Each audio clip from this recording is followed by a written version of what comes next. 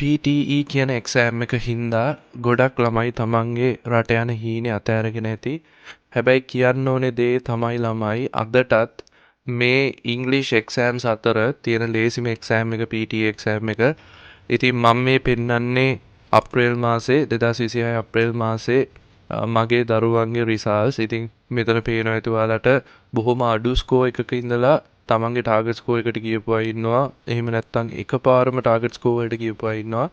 ඔයාගේ target score එක 36ද 58ද 66ද 80ද 90ද කියන එක අදාළම නෑ ළමයි.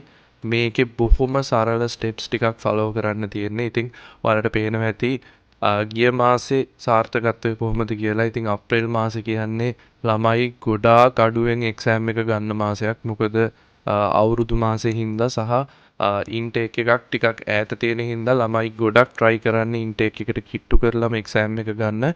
ඉතින් මේ රිසල්ට්ස් බලලා ඔයාලට හිතෙනවා නම් අපි මේ කරගෙන යන ප්‍රෝග්‍රෑම් එක හොඳයි කියලා අනිවාර්යෙන් WhatsApp message එකක් දාන්න.